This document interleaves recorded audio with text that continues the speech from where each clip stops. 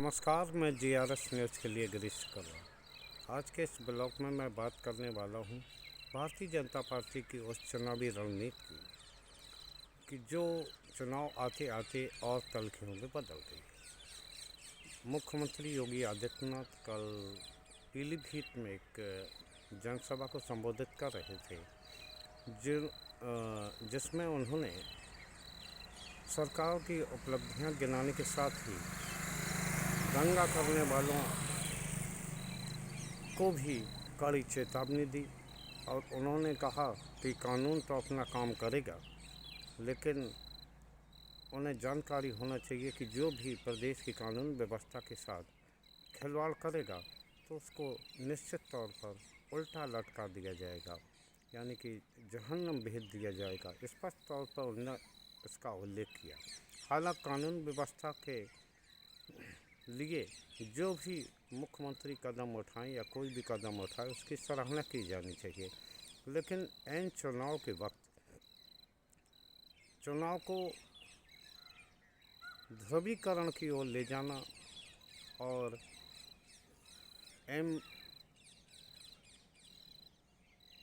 Factor पर वार करना क्या दर्शाता है? क्या वास्तव में भारतीय जनता पार्टी पश्चिम उत्तर प्रदेश में अपनी सीटें खोने जा रही है? आप सभी लोग जानते हैं पश्चिम उत्तर प्रदेश में मेरठ से भगवान राम के रामायण सीरियल में भगवान राम का पाठ करते हुए अरुण गोविल भी भारतीय जनता पार्टी के टिकट पर चुनाव लड़ रही हैं, लेकिन इसके बावजूद भी जो वहाँ कोर वोटरों की जो स्थिति है, कोर वोटर ने निश्चित तौर पर भारतीय जनता पार्टी को वोट न देने का ऐलान किया। हालांकि योगी आदित्यनाथ इस स्थिति को सुधारने में लगे हैं, लेकिन जो उनके ही जात और वर्ग के लोग हैं, ठाकुर समुदाय के लोग हैं, उन्होंने संजीव बालियान जो कि मुजफ्फरनगर से सांसद हैं, उनको लेकर एक अभियान सा चला रखा है। जगह जगह बड़ी बड़ी बैठकें हो रही हैं। सहारनपुर मेरठ में बड़ी बैठकें हो रही हैं, जिसमें कि भारतीय जनता पार्टी का बहिष्कार करने की बात कही। ये स्थिति अकेली पश्चिम उत्तर प्रदेश में नहीं है, यहाँ तक कि प्रधानमंत्री के गृह राज्य गुजरात में भी ये स्थिति निर्मित हुई है। उत्तराखंड, राजस्थान में एक बड़े हिस्से में ये बात फैलती है। अगर इन प्रदेशों में जरा भी core voter Bharatiya Janata party को धोखा देता है, यानी कि मतदान नहीं करता, निश्चित तौर पर आप तय मानिए कि भारतीय जनता पार्टी की वो स्थिति नहीं होगी जो 2019 में हुई थी। 2019 में राजस्थान की लगभग सभी सीटें भारतीय जनता पार्टी के कब्जे में थी। उत्तराखंड सभी थी, हरियाणा पूरी 10 सीटें थीं, गुजरात की सभी 26 सीटें थीं, दिल्ली की सभी 7 सीटें थीं और उत्तर प्रदेश में उनकी 64 सीटें उन पर थी। हालांकि उपचुनाव में भी उन्हें 2 सीटें मिल गई थीं, लेकिन मध्य प्रदेश में 29 में से 28 और छत्तीसगढ़ में 11 में से 9-10 सीटें भारतीय जनता पार्टी के पास थी। लेकिन अब की बार जो स्थिति दिख रही और जो राजपूतों का ये आंदोलन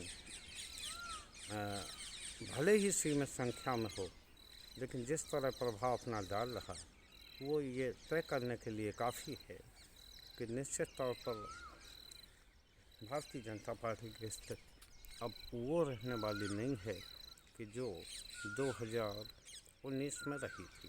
2019 में आप सभी लोग जानते हैं कि सभी मुद्दों पर बालाकोट की घटना, जिसमें कि हमारे सुरक्षा बल के जवान मारे गए थे, वो भारी पड़ा था।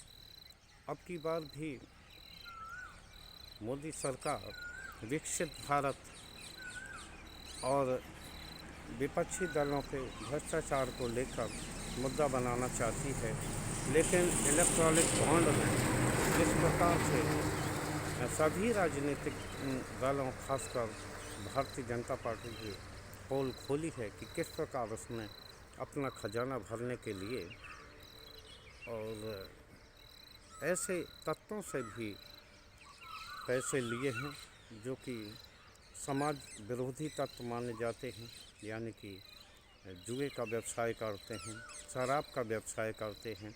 उन लोगों से भी उन्होंने पैसे लेने से गुरेज नहीं किया।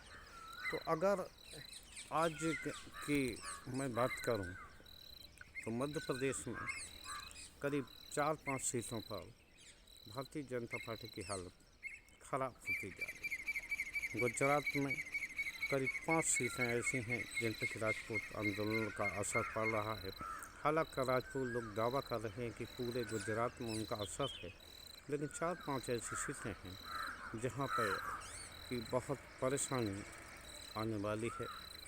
मध्य प्रदेश का मैंने आपको बता ही दिया। छत्तीसगढ़ में भी 2-3 सीटें अब की भारतीय जनता पार्टी की फंसने वाली हैं।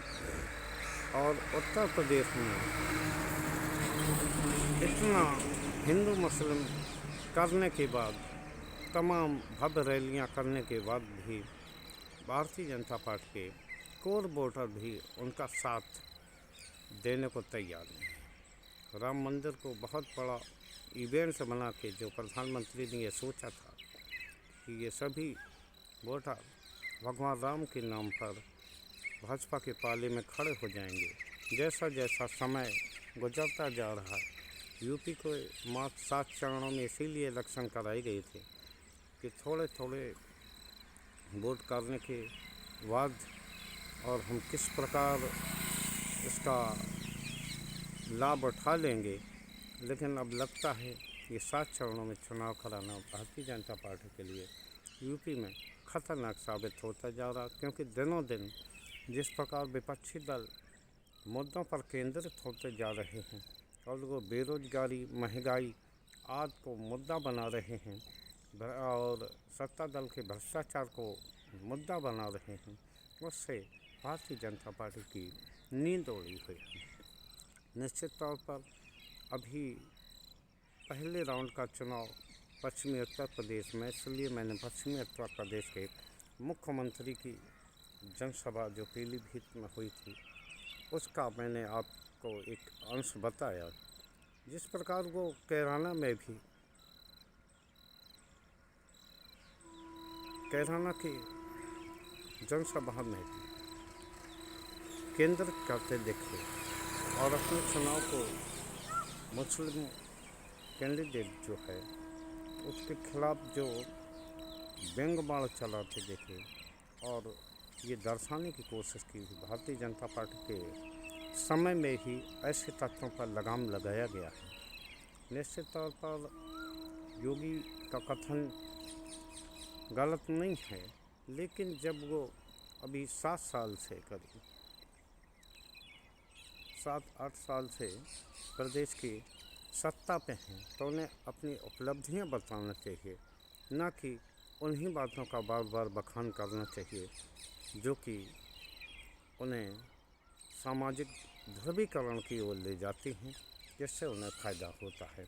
पश्चिमी उत्तर प्रदेश में जिस प्रकार कोर वोटर ने भाजपा को दगा दिया है, निश्चित तौर पर उसका क्या परिणाम निकलेगा इस सबको 4 जून तक का इंतज़ार करना होगा। लेकिन पश्चिमी उत्तर प्रदेश में प्रथम चरण में ही मतदान है और 19 अप्रैल को ये क्लियर हो जाएगा कि आखिर पश्चिमी उत्तर प्रदेश में क्या होने वाला है। वैसे ग्राउंड रिपोर्ट के आधार पर मैं आपको बता दूं, जैसे कि वहाँ से संकेत मिल रहे हैं भाजपा की स्थिति 2019 वाली नहीं है। आज के ब्लॉग में बस इतना ही। जय हिंद, जय भारत।